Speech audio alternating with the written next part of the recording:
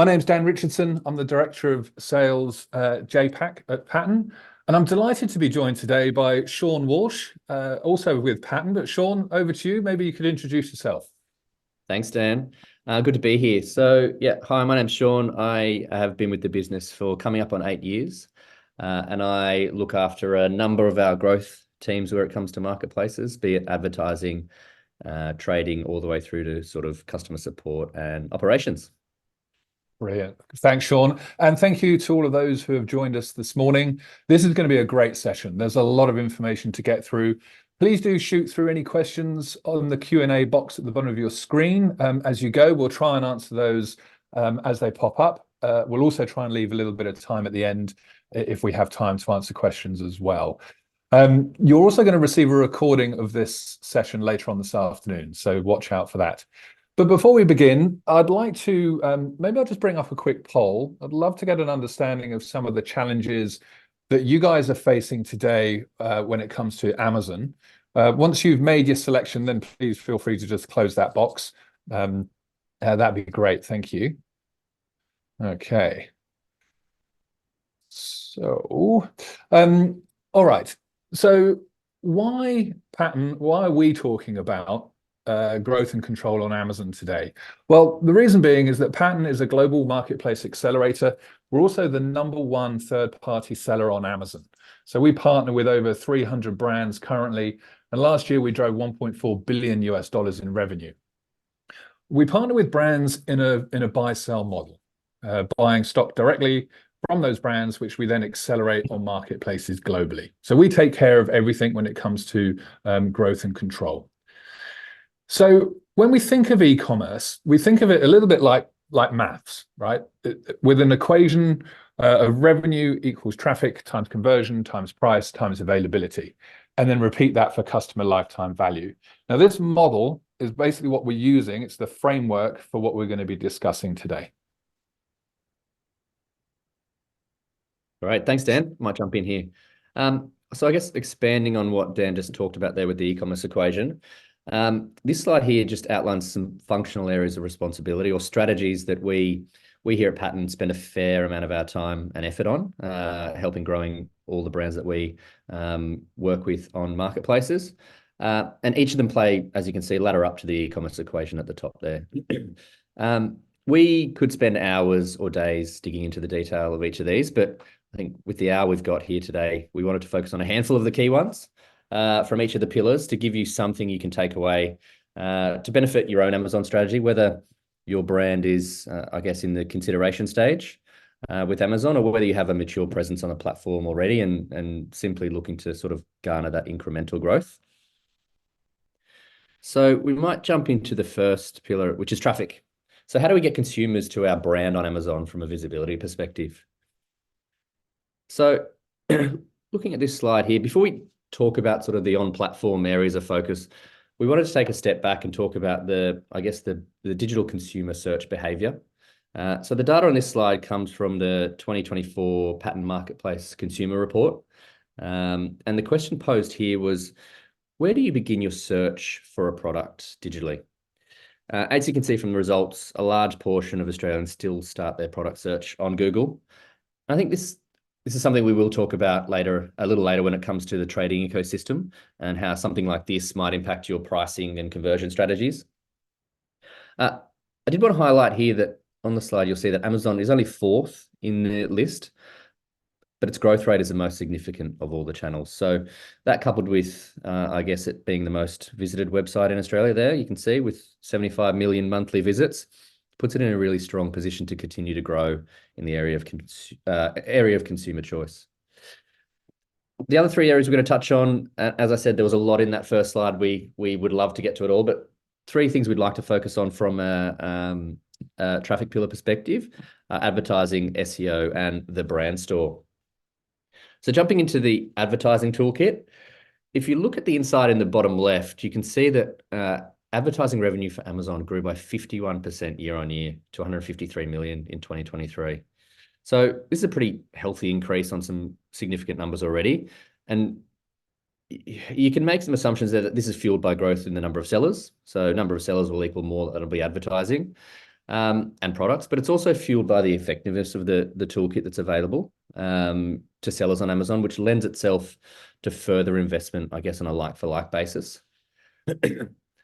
Of the marketplaces here in Australia, Amazon is a standout in terms of capabilities available to advertisers. There's others that are trying to, I guess, beef out their own toolkit. eBay has rolled out some changes last year to sort of provide better capabilities, but they're still a way behind Amazon. So looking at this slide, for those embarking on their Amazon journey, there's familiar concepts to the framework that you might see across other paid media platforms. So it's not a, hey, we have to learn this from scratch and it's new to everyone. So things like the cost models all the way through to the metrics that are available from a reporting perspective. Looking at the campaign types, I guess in a little bit more detail, the top one here is more for your on-platform capabilities. And these will be typically where you will start your advertising strategy. This will drive your on-platform visibility, as we'll see in the next slide. But below that, you can see Amazon DSP or demand-side platform. And this is where those with larger media budgets can buy media off-platform, including custom experiences all the way through to out-of-home. If we think about where people typically spend their effort on Amazon from an advertising perspective, majority of effort we see is spent on the top campaigns to the tune of around 80%. And those with sort of larger budgets are also then extending to use DSP. I guess it really depends on what your goals are, right, with advertising. Is it more of an aggressive conversion driving exercise to feed that sort of Amazon flywheel at the start? Or if you're already winning in a number of areas, which means that targeting those new consumers results in the need to sort of look off platform and new activity to get those new consumers. So this slide gives you a little bit more of an idea of the importance of Amazon, advertising on Amazon, sorry. So I've typed in the search here, collagen, which I definitely need. And these are the results I'm presented with. So as you can see here through the highlights, it's a mix of paid and organic results, with the majority of the top of page real estate given to paid content.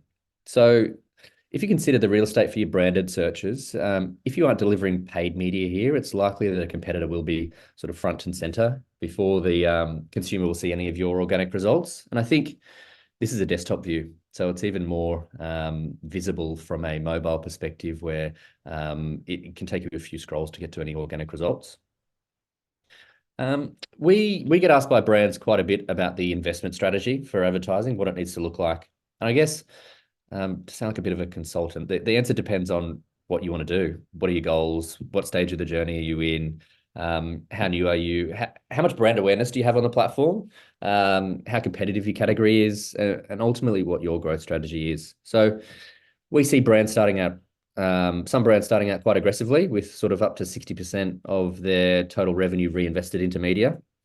Other sort of more mature brands we see in this market and internationally in the US market, which we have a large presence in, that's more closely aligned to sort of that 10 to 15% of total revenue reinvested in media. Either way, it's one of the most important things of your Amazon growth strategy and your commercial plans. So without this, you're very unlikely to achieve that sort of hockey stick growth that we all set out for and sort of everyone likes to see on board presentations. Looking at more of the placements, to take advantage of all of the placements that are available via Amazon advertising, there's multiple asset types that you'll need to have available at your disposal. The Amazon advertising portal has a full spec of every asset that can be made available through paid media. What we would recommend, though, is using as much of the formats as possible. That's probably self-explanatory, but some of this may dictate your approach, given some people aren't set up for this when they are launching on Amazon, starting their journey. They just don't have these assets available, and it takes time and effort to get that. So typically we see, for example, brands can start with sponsored products almost immediately, and they drive a large portion of a transactional activity through paid media. And then they might follow on with sponsored brand pretty quickly after they get their brand store and everything else set up. It's quite low effort from a next stage perspective. And then they might move on to more of the complex things that might include some creative services themselves around things like sponsored video, which we help brands with as well when we onboard them with Marketplace and they don't have that already. Mm-hmm. Hey, Sean, you don't need collagen. You just need to up your Zoom filter game. That's the answer there. But Ah, but in all seriousness, what are we seeing, or what are you seeing and the team seeing in terms of new advertising products or advertising developments in the ad platform from Amazon here locally? yeah, good question. Amazon's always testing, both advertising and in general everything on the platform. They're always testing. We see, I think there's a number of conversations that we have internally every day about new things that we see from a beta perspective or get access to from a beta perspective. They're always testing to see what works well with the consumer and what engages the consumer. From an advertising perspective, recently we saw some tests in that sort of brand hero up the top there, where we had seen multiple brands in sort of like in the same slot in I guess like a manual carousel, which I mean you could draw conclusions there that Amazon's seen that you could sort of use that same real estate multiple times at different bid levels, which makes sense. We're also hearing that, I guess, on a bigger scale, that Amazon will be launching and supporting ad support within their streaming services this year, such as Amazon Prime. So when we've seen some of the numbers that have been thrown around this, and it is a considerable investment when you start, but the reach is quite significant, upwards of sort of 5 million Prime members. So it does really expose your brand, or get it in front of a lot more consumers than you might get through some of these traditional on-platform mediums. And I think I expect that Amazon grows. As Amazon grows in the market, their media platform and the options available will only become more significant, both in terms of capability and reach of consumer. The next one we wanted to talk about was SEO. So we've talked about advertising and its importance. This does play a role in obviously the Amazon flywheel and generating more revenue and hopefully increasing the profitability of the channel for your brand as well. So we like to start with data where it's available. And that is the case here when it comes to SEO with Amazon. So there's a couple of reports at the top there. You won't be able to read the data, but I'll talk through the context of the importance and what they look to achieve. So they're really useful in sort of determining the baseline, as well as if you are on an optimization journey, how you're progressing with the goals set out in that. So the first one in the top left there is the top search term report. So top search keywords on the Amazon platform. And the products that own the top 3 spots. So I think that some of the data we have internally on some of those organic spots, what they capture, it's significant. It can be upwards of sort of 90% of the clicks on that page go to the first sort of 3 to 4 products. And it falls away pretty significantly after that. So, I mean, it just shows the importance of your organic strategy. This report that I talked about will give you the macro lens. So what consumers on Amazon are searching for across the platform. And how we would use that is, well, does anything in there suit our product or category that we aren't targeting today that we need to start to include, given it's the most volume? What can we go after, and what do we need to do to go after that? The next one there is the search query performance. So this is the top keywords that led consumers to interact with your product. So one of the advantages of this is that it includes some really great insights, such as the query volume. So it shows you how often consumers are searching for a keyword.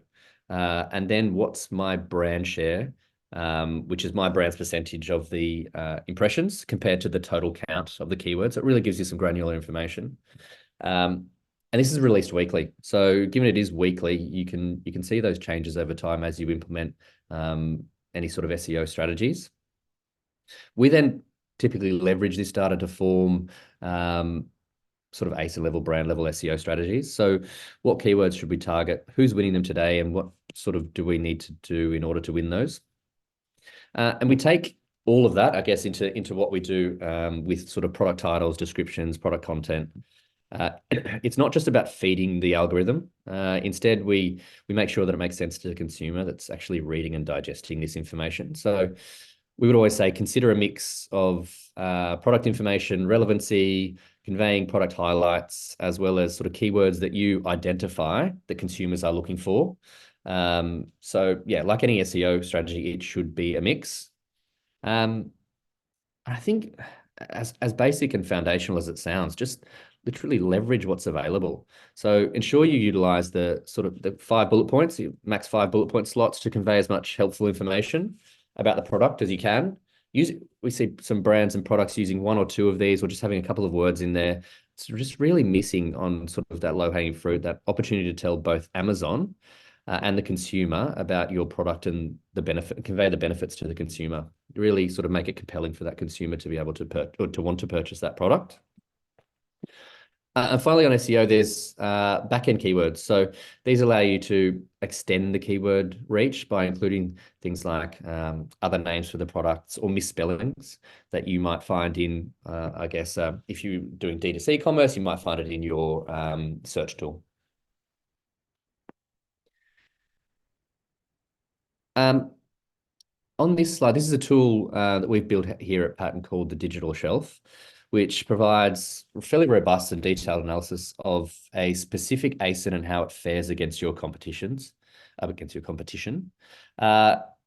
outlines your product characteristics and compares it to top 5, as you'll see here, top 5 and top 200 competitor ASINs that are typically returned in the same search results for a keyword. So looking at Thorn, which is a brand we partner with in a few markets, you can see that it has it's returned top 4 results for 3,297 keywords, and it's on page 1 for almost 16,000 keywords. So if you look at the average of the competition, you can see that it's tracking slightly ahead of there. I think page 1 is around 10,000, just under 10,000. But what this gives you is a really good snapshot of this one is doing quite well for its category, but where it's not doing as well, where we need to target. And I think that there is obviously further detail behind this when you do partner with us, but that provides the specific keywords that are being returned or being searched for, and how you can automate sort of the targeting of that for both SEO and driving your organic visibility, but also how it plays a role in your advertising campaigns. So we have some pretty good tech behind automating some of that and going after those keywords and changing bidding strategy based on where you may not be winning and move into a winning position, what that means from an investment or other keyword possession. But I think in summary, I'd encourage you to jump onto the Pattern website, which this tool is available. It's free. Have a play around with it. It's very insightful. We always get feedback when brands do look at this tool on a website that there's competition on Amazon that they didn't actually know was competition, that have been either Amazon native brands or some of their other competitors that are actually have a really well-defined Amazon strategy and are really going after things from an organic and advertising perspective that mean they're actually winning against, I guess, more household name brands.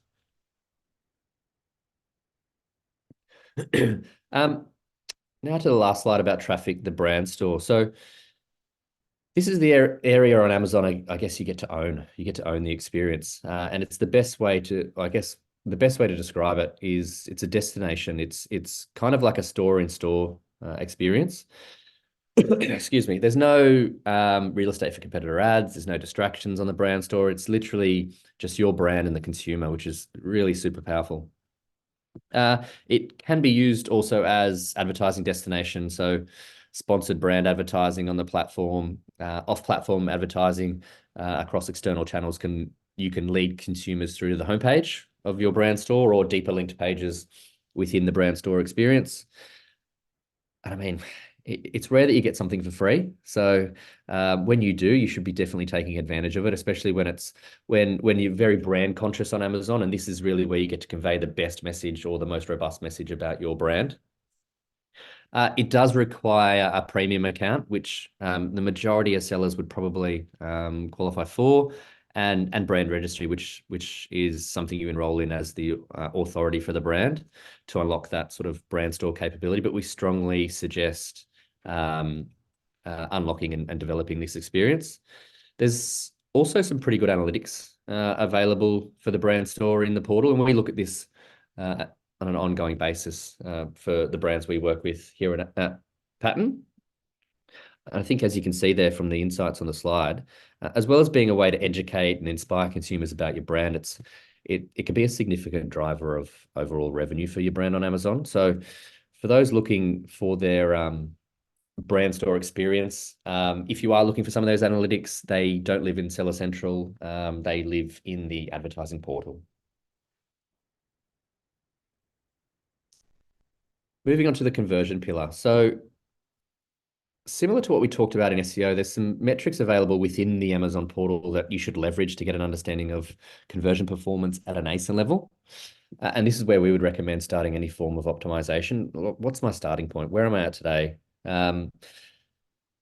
We don't have a specific slide here on buy box, but I've made an assumption here that people are familiar with what that is and how you win it. If you aren't, then we can definitely take that offline and talk about that in more detail. But this will have the largest impact on your conversion. So if your buy box decreases, it's typical that your conversion and revenue will decrease alongside that. And conversely, if it goes the other way, then you would expect some sort of increase. And when you're building out conversion or content for the brand or information for the consumer, consider who the consumer is on Amazon. And if you look at that inside of the bottom left there, from our Marketplace Consumer Report, it shows that a significant number of consumers are buying from brands on Amazon that they've never purchased from previously. So they're going to be new to brand. So consider how this plays a role in, I guess, the content that you build for your brand, where if you're building in other channels where you're really mature, some of that content may not convey the same sort of information that new consumers on Amazon are looking for.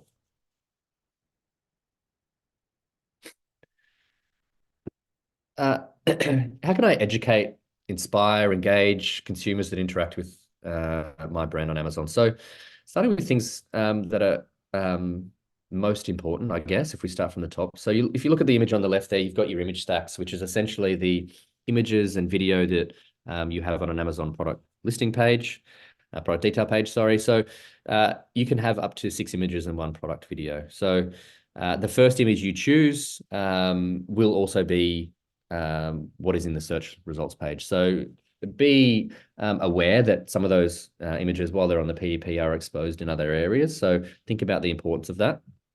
Also consider things like lifestyle imagery, as well as on model, if it makes sense for fashion, or in use. So if it's home and garden, we see that quite a bit. In use imagery works really well. We continue to work with an outdoor games brand and saw significant increases in performance as we layered on imagery of the games, both in use and in use in an outdoor environment.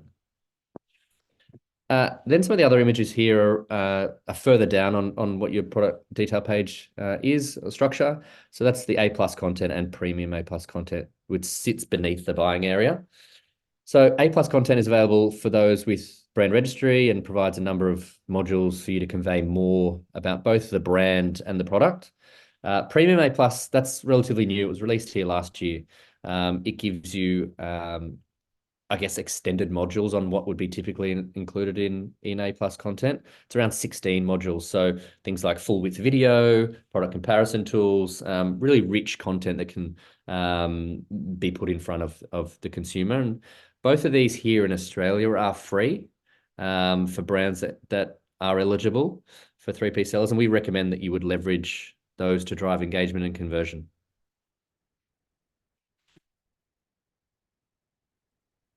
Jumping onto the next part, ratings and reviews. So super important in driving sort of credibility for your product in the eyes of a consumer, especially if they are a new consumer.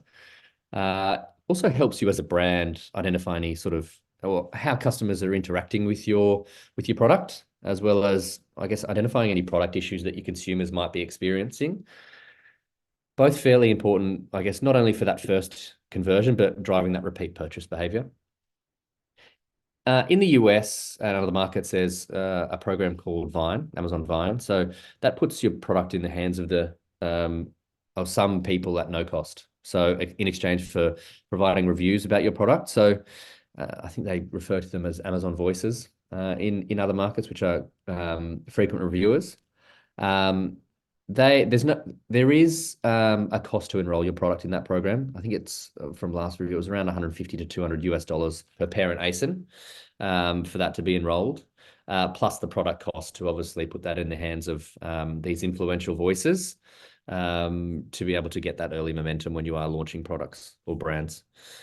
This isn't unfortunately available in Australia, but we do know that Amazon has worked on a few pilots some time ago and also more recently of this program. So I suspect that it'd be something that once we get sort of the Amazon Voices program up and running, that this will be something that we get in our market. It's yeah, as I said, it's really great in driving that early momentum on Amazon and when you do launch.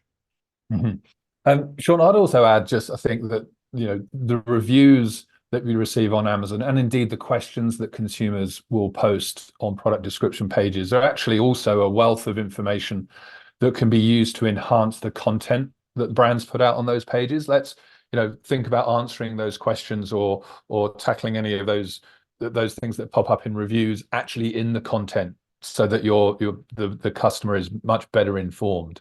I'd also add, of course, that one of the benefits, if you think about Australia and with Amazon, is that you do have global ratings and reviews that will feed through into this market, which can be super helpful. But you touched on a couple of programs that exist elsewhere, and unfortunately, as of today, aren't available here locally. So, what in the absence of Vine and others, what other ways can we encourage, or would you suggest brands encourage reviews for products? Yeah. Are there any ways? There are. We brands can use follow-up emails. So Amazon will obviously send emails out, automated emails for ratings and reviews. Brands can also do that as well. And it's about, I think you use the word encourage. That's the right word to use. So encourage, hey, you've used this product, we've noticed, we'd just love to hear your feedback. And then there's a ratings and reviews option there for brands. There's tools out there that can automate this. We at Pattern have some of these, but there are other tools as well. You can use things like product inserts. So if it's FBA or FBM, there are ways to do that. There's also things you shouldn't do. So it's against the Amazon T's and C's to incentivize reviews or give gift vouchers, discounts, etc., on the basis of a review being returned. There are, or have been known to be, sort of fake reviews as well. So third-party review sites that'll do it for X amount per review. We would strongly recommend avoiding those, or even sort of asking, I guess, family and friends and things like that, those sort of strategies. Make sure they are actual consumers that you're interacting with when asking for those reviews. Yeah, I guess trying to game the system is a high risk strategy for sure. And I've heard some, not in this market, but other international markets, some horror stories where brands have done things, or sellers have done things that aren't quite right and have paid the price when they've been effectively removed from the platform. So yeah, you need to be very careful here. And I think when you think about, well, when you look at your reviews, some of the review rates, it'll depend by category, by product, by region. But we see sort of that 10% to 20%, upwards to 20% of those that'll transact will leave a review, which is pretty high. So it should give you that wealth of information to start either crafting better content, speaking with your customer support team or your product team, or just generating more revenue through elevated reviews. Yeah, and I guess tying this back a bit to what you were talking about previously, if we think about the Amazon flywheel and how we build momentum, ratings and reviews are such an important part of Amazon, and I guess Amazon's success overall, right? We rely so heavily on the ratings and the number of ratings, etc., and reviews. I think if you're launching new products, or you have products that have particularly low ratings, then advertising is a really powerful tool to help drive early sales, to start getting those ratings to come through, to really, as I said, kick off the whole flywheel and get things going. So yeah, just reiterating what you were saying before. And I think we'll talk about it in subsequent sections, but there's also qualifications, there's eligibility for some events and things like that, which will be based on a minimum rating score. So if your score is low, then obviously doing something to improve that will mean you'll unlock access to certain events and deals and things like that, which have eligibility requirements around high reviews.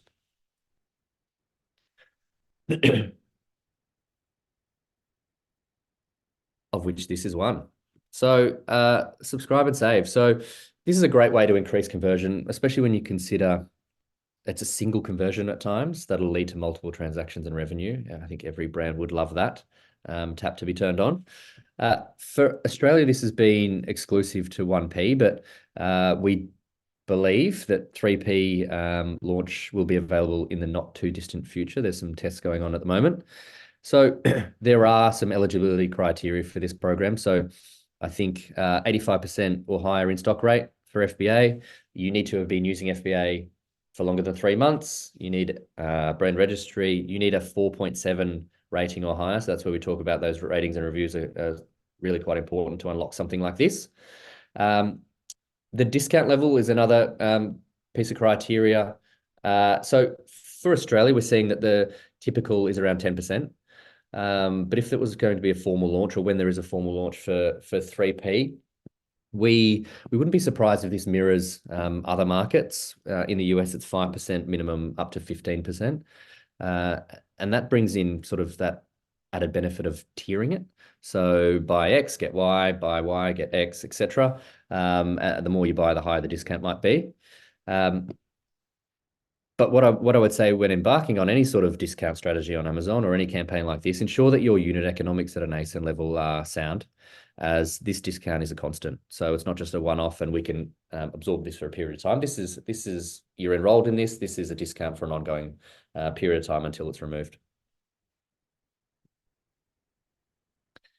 Price. So considering the price of products on Amazon and what should influence this, or what that sort of brand experience needs to look like. So, excuse me, the starting point here should be what it takes to operate Amazon as a channel. So all in, what is it going to take to operate this channel? And I guess what the right model is for you, especially from a logistics perspective. We speak to a lot of brands who make decisions around the model based on, I guess, assumptions that using something like FBA will have a higher operating cost because I'm paying someone else to do it. When we do the analysis ourselves, or the unit economics, to see what they look like, I guess what's shown on this slide, we find that FBA for the most part is on par or cheaper than fulfilling out of your own warehouse. So I think when you think about that and then you layer on the customer experience of FBA, where I can get a product same day or next day for the majority of the country, then I think it leads to sort of that what I'd call a mutually beneficial outcome. So, I mean, our recommendation is to do the proper profitability analysis when choosing the right model, as this will then lead to your position of price, profitability, etc. for your product. This actual snippet on this slide is something that it's called the Amazon FBA or Revenue Calculator. It's available for free. It's on their website. If you Google Amazon Revenue Calculator, you'll be able to see it. You can look at products that are on there. You can look at, you can add your own product information if it's not already on Amazon, and it'll give you some sort of net margin or profitability calculation at a very high level. So we have tools that we would do for any brand analysis, but this, for those that don't work with us or have access to those sort of documentation, then this is something that's a really good starting point just to compare what the models might look like. Great. Just before I talk to this slide, it's been slightly amiss, and I've realised that we've had a couple of questions come in just recently. So, somebody has asked whether or not they'll receive a recording of this session, which yes, you certainly will this afternoon. We'll flick through an email where you can access the video, probably on YouTube. And then somebody else has just asked, what is 3P? That's a great question, and perhaps something we should have covered off at the beginning. 3P stands for third party. So there are two ways in which you can effectively sell on Amazon, and there are two main ways, right? There's 1P and 3P. 1P being first party, and that means that you are selling product directly to Amazon, and Amazon owns the stock and becomes the seller of those products. You have to be invited by Amazon to become a 1P vendor, and you sell through Vendor Central. 3P is the marketplace side of Amazon's business, where third-party sellers such as Pattern are able to utilize the platform to reach the end consumer. You retain ownership of the stock. You set the price. You have control around things like that. So that's really a sort of a high-level definition of the two different ways in which you can partner with Amazon. So I will make a note to keep an eye on the Q&A box as we move forward.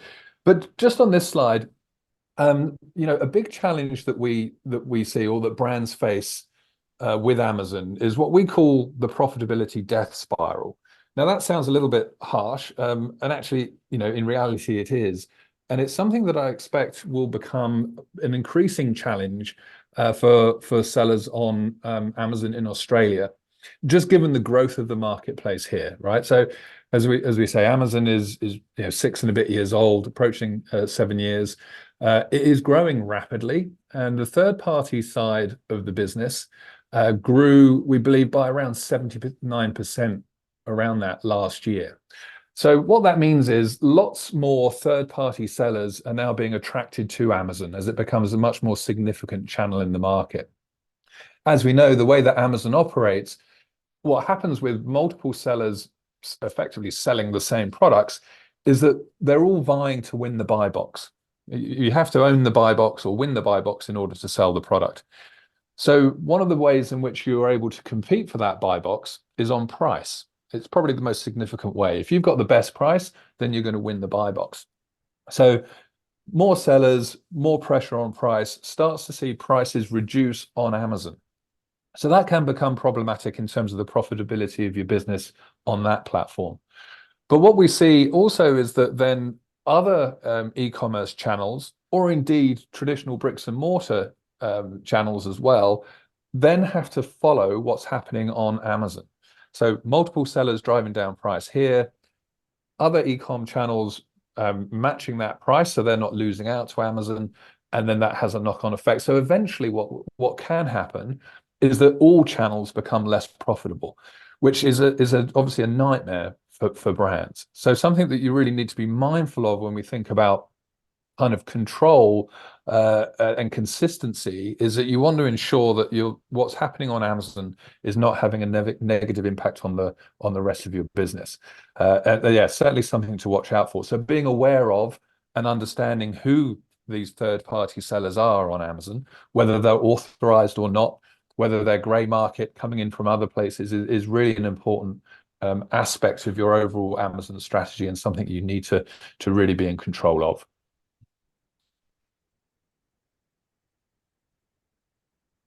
Perfect. Thanks, Dan. Yeah, that seller landscape and that seller monitoring, we hear feedback from brands we haven't partnered with or are looking to partner with that it's a challenge.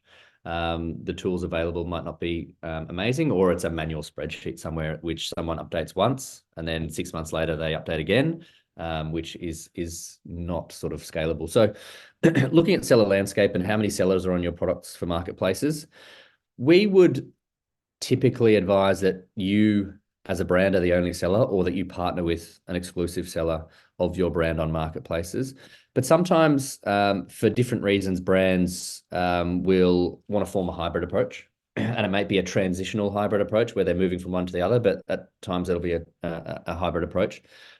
So if that is the strategy, think about range allocation.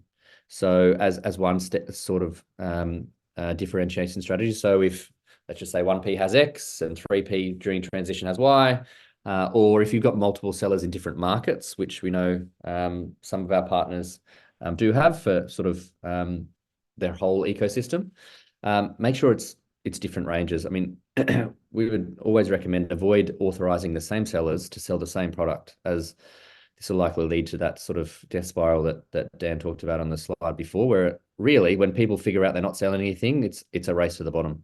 To be able to move that product, especially when some of that might be an FBA, so they're paying storage costs, they're paying for some of these services, and if they're not generating the revenue, it's loss making for them. So no matter what it is, going back to the point of seller monitoring, so this snapshot on this slide is a tool, one of our tools here at Pattern that our trading team lives in. So it shows high level view on sort of buy box ownership and how this increases over time. For this brand, as the brand worked with sort of our protection services to clean up those unauthorized sellers that were on Amazon. This tool identifies all the sellers, how many products they're selling, how many units they have of inventory, and also attributes based on sell-through and cadence and some of the smarts that we have in the platform, what a lost revenue number is or what that lost opportunity number is. So without something like this, it is super manual or hard to do without any sort of automation, but it's something that you should have an understanding of especially in Australia where you might have authorized sellers here and you might run the Australian market, but you might be a global brand.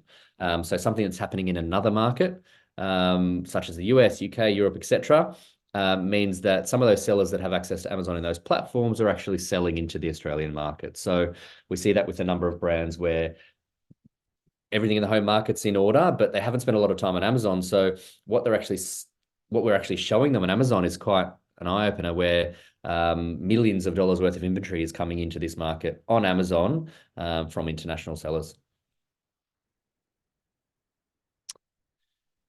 The next slide here on the price pillar, I guess, is promotional planning. So I think the first area of importance, or the first piece here, is to ensure that it's an omni-channel plan. So I think I mentioned in the traffic section, there's a large number of your consumers will start their product search on Google.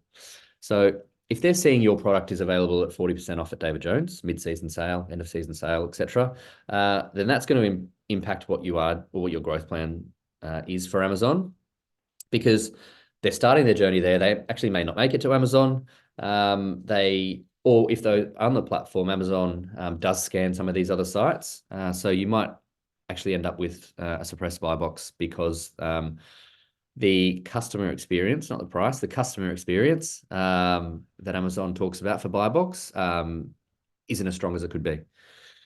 So, I mean, it's not prescriptive. It's not about saying what you do in all markets from a promotion perspective needs to be echoed on Amazon, but it's more about including that in any sort of growth strategy you have. So if you are working with, and a lot of brands have some pretty deep distribution relationships with some of the big players in Australia and are looking at Amazon, it's not about just saying, well, we need to match everything we're doing on Amazon, but the growth strategy needs to be informed by what's happening in the market. So there will be impacts of these promotions, and it's just about making sure that that's conveyed in any sort of forecasting that you do. Then on platform, it's around understanding the types of promotions you're going to run. There's a number of your typical e-commerce options, I guess: promo codes, buy one, get one free, deal discounts. It's not a one size fits all. But what we would recommend is trialing or testing some of these different levers at different points in time to understand what works best for your product or category. There are eligibility requirements for some of these promotions. So things like deal of the day or prime events, there's typically a minimum discount. And as we've seen with e-commerce, if you looked back 10 years ago, the minimum discount might have changed over that time. People are what used to be 10 and 15% used to get people excited, and now it's quite a bit deeper, especially when you think about cyber. It includes other requirements would be inventory available and your product rating level. So going back to the importance of that product rating, something like key prime events, including, excuse me, products that have a high rating will be the only ones that will be eligible, unless it's a new product and doesn't have a rating. So I think something else to add here, I think it's deal of the day that's on the bottom left here. It's one of the most trafficked pages on Amazon outside of the homepage. So if you can get on there, then it'll generate significant results for your brand with this type of placement. And I think Amazon do like to, when they're launching brands themselves, do like to incentivize I guess the kickstart of that flywheel with some sort of discount to start with. That doesn't work for everyone. A number of the brands we work with at the premium level aren't a discount-led brand, but it's around making sure that any sort of promotional planning that you are taking part in at the start and ongoing, it'll drive significant results. So thinking about that omni-channel plan, but also what you're doing on platform to make sure that Amazon's a success for you.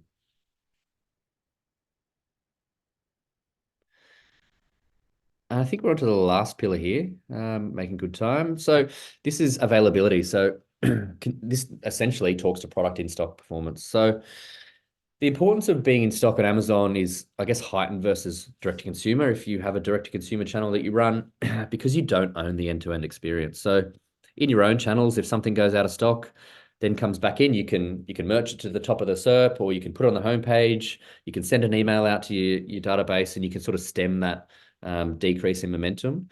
You don't have that luxury on Amazon unless you want to pay for a homepage takeover or something like that, which can be quite expensive. it is something that takes time. And I think looking at the insight in the bottom left-hand corner, we've seen some brands have stockouts that have a very high BSR, which is bestseller ranking, and it can take up to 12 weeks, especially in a competitive category, to return to that same position after you've been out of stock. So looking at this image here, which of the Pepsi product, not only is it out of stock, but the page doesn't disappear. You don't pull it down, it stays there, and it says, if unless you've made it inactive, it stays there and says it's out of stock. But what you can also see is that Amazon doesn't want this to be a dead end, so it allows advertising on it. So as you can see here, some Coca-Cola is actually advertising on different parts of this. So not only are you out of stock, but your competitors are actually conquesting on some of your real estate, which is not ideal.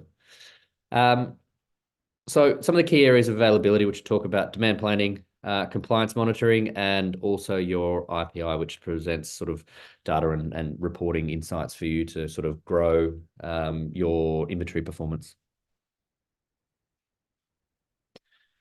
So the first part here with demand planning, it's important to take both a sort of a top-down approach, market level, what's happening, but also bottom-up, sort of what's happening at a product level on Amazon. So some of these considerations are pretty self-explanatory. You can use historical data to support, or you should use historical data to support your demand planning, but variables at a market level that may influence things that might be different for Amazon would be buy box, as an example. I talked about it before, where if you had buy box challenges and then these disappear, your demand will typically increase. And if you're operating at scale, this can be a significant step change. So then if you consider the product level planning, what promotions are being run on the products, are there events that mean that traffic levels will be heightened, even sort of without discounts being on those products? So, excuse me, an example with Prime Day. We see elevated traffic and conversion and revenue on products that we actually don't have deals running on, purely on the back of the event, the timing of the event, and the pull it has with its audience. So going sort of back to that promotional planning, making sure even if you're not participating in it, that they are a factor in your demand planning, because you do see sort of growth on the back of that, even if you're not in those placements. When doing this planning, it's important to look at the historical data, which I mentioned, but it's not static in nature. Amazon's still very much in growth phase here. So there's a lot of factors and data points that we include in our own sort of merch planning and demand planning. But I guess at a simple level, you need to look at a couple of data points, things like last 7 days, last 28 days, just as a baseline to understand what's happened in the last month, but also what's happened in the last 7 days, because as I said, it's very much in a high growth phase still, even seven years in. So making sure you're looking at multiple data points so you don't take that static nature to your demand planning. One of the last points on here, weeks cover. So if you're sending inventory into FBA, there's a cost for storage, right? So you want to balance that against the risk of being out of stock. I think a number of years ago when Amazon first launched, it was very new. Everyone was still learning.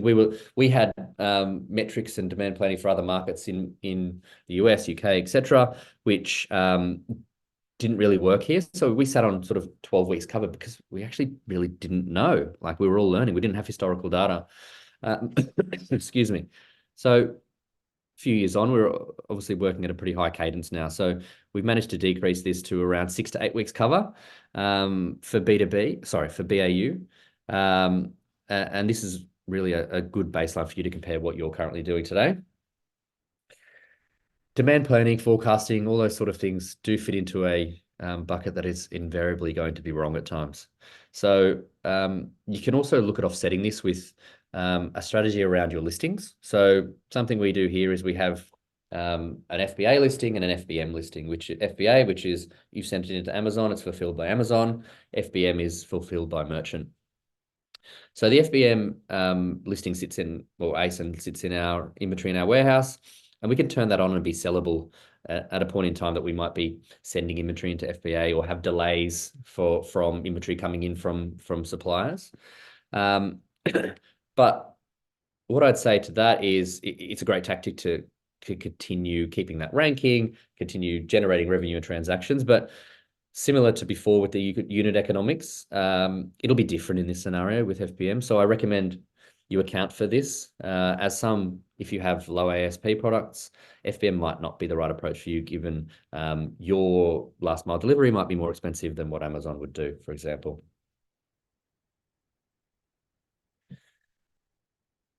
This next slide, it's more around admin, ops team, customer service teams working together on something like this. I'm sure that some of you on this call have seen these emails where Amazon says there's an issue with your product and they've removed the listing, which in essence means you're not selling it. There's automated reviews that when you set up products or change your listings, and some of this might trigger or be flagged for further information. The algorithm does need work. It's not 100% foolproof. We've had sunglasses that have been flagged for dangerous goods before, and others. I think we've had a pair of shoes flagged as having restricted ingredients, which is interesting. So expect some surprises here. I guess the point here is that at times your listing will be taken down and you need to be on top of this. Otherwise, it'll just remain inactive and you'll continue to be unable to sell that. One of those sort of compliance notifications we get quite a bit is regarding pricing. So Amazon will state there's a price error. I think that's the top one there. 99.99% of the time, this is the price we actually want to sell the product for. It's not a mistake. It might be part of a deal or an event. But the Amazon will flag that it uses reference pricing, which has a few different levers to it. But essentially, Amazon will say it's incorrect. And your team needs to go in there and either change that if it's incorrect or work with the support portal and support team at Amazon to have that reinstated and say, no, this is right, this is the right price.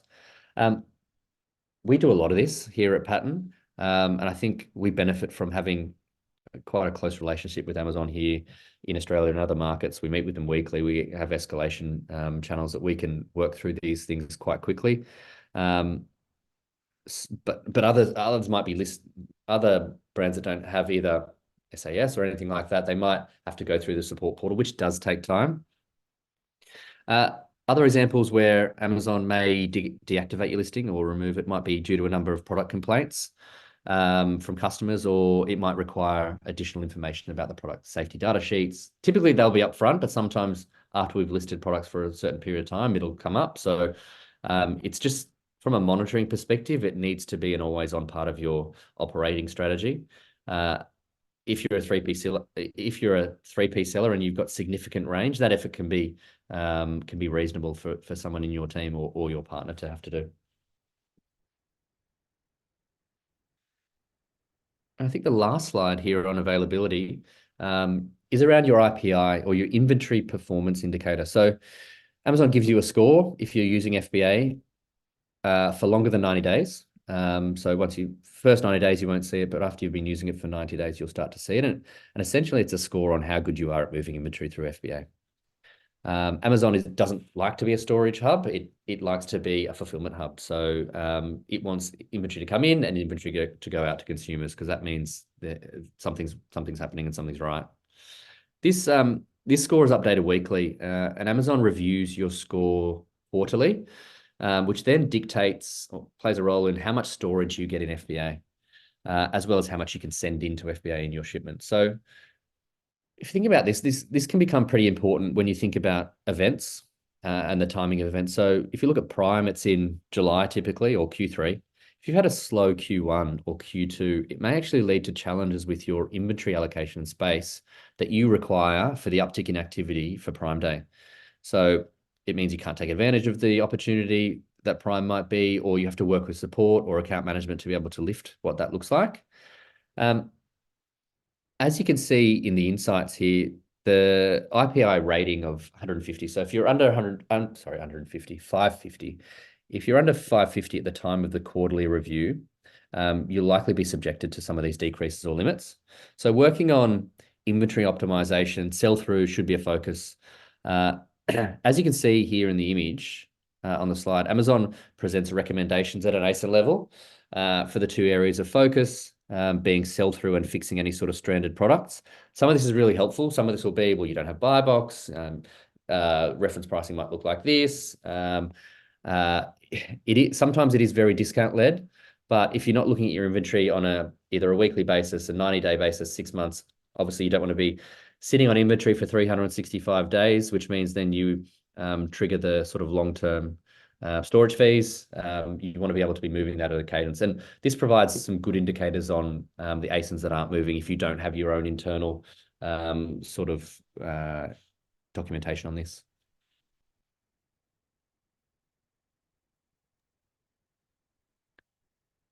So I think that's the last slide of the areas we wanted to focus on. I mean, hopefully some of that we couldn't get through everything. As I said, we need days, which we're more than happy to do. But there should be something in there for your brand. They all ladder up into that sort of e-commerce equation that we at Pattern believe you need to do to win on marketplaces. And there is a lot that goes into this. So if there's any questions on what we've talked about today or any tactics, please feel free to reach out to us here at Pattern. More than happy to help.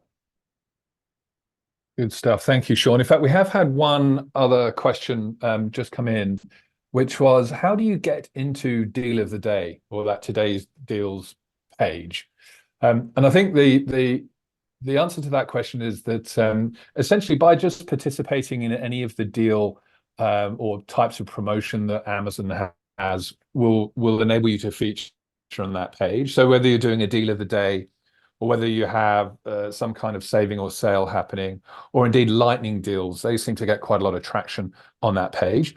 It's worth pointing out that Amazon will favor, I guess, those top sellers. So products that have a good sales history will get preference, and then the ones that have the deeper discount, the better price for customers, will also feature more prominently. That does change during the day. So as deals gain momentum, visibility increases, which is obviously great. But if your deal isn't getting any traction, then you will slowly disappear down the pages on that Deal of the Day page there. So that's that one. Look, we're just about done for time. I just want to say before we go, if you'd like to download a copy of our latest Marketplace Consumer Trends Report, Sean referenced it a couple of times, then please feel free to scan that first QR code on the left. Or if you prefer to watch a recording of the webinar that we did recently discussing that very report, then you can just scan that middle QR code. And then finally, on the right-hand side, if you scan that code, you can find out more information about Accelerate, which is a conference that Pattern organizes. It's coming up on the 9th and 10th of May. It's in Salt Lake City. There'll be something like 1,500 people under one roof for 2 days talking about all things marketplace acceleration. So please do feel free to jump in on any of those resources. I'd just like to finish by saying big thanks to Sean. There was a wealth of information there. So thank you very much indeed for running through all of that. I'm sure you probably need a glass of water now. And thanks also to everybody else who joined us today. I hope you found that informative. Here are my contact details. If you wish to discuss anything to do with Amazon whatsoever, then please feel free to either drop me an email or indeed just pick up the telephone. I'm always happy to chat. Do get in touch. So once again, thank you very much indeed for joining, and enjoy the rest of your day.